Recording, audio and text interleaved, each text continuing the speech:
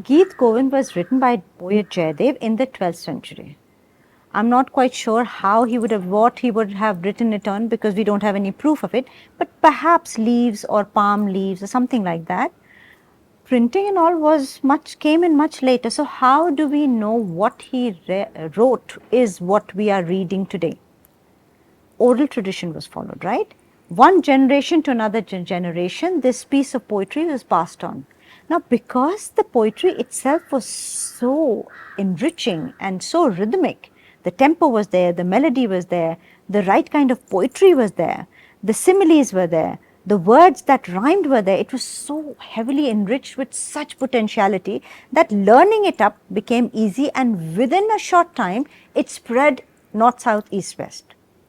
But what we read today, how far is it absolutely organic or original? We don't know.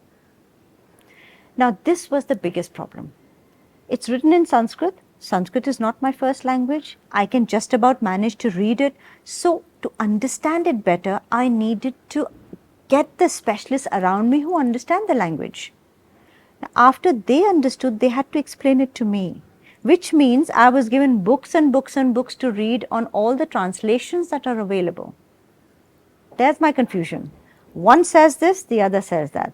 Third says something entirely different, and fourth doesn't say that at all. Number of shlokas were by different translators, different in number.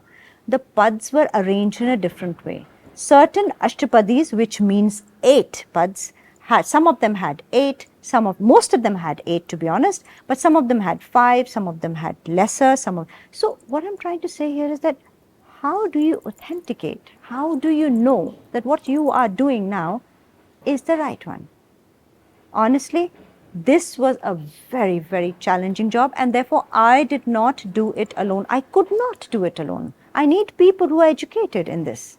Therefore, varied mentors, many scholars, many researchers helped me do this.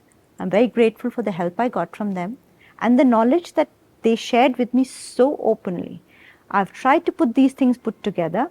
The team has worked so hard to get it translated by authors, by translators, by knowledgeable people, and we have come up with a segment which is now documented digitally. So here is the entire 24 Prabandhs. As far as I know, and I say that again, as far as I know, it hasn't been done. This is the first attempt, and this understanding the text was my first challenge. Trust me, there were many others. I'll speak about them as we go on.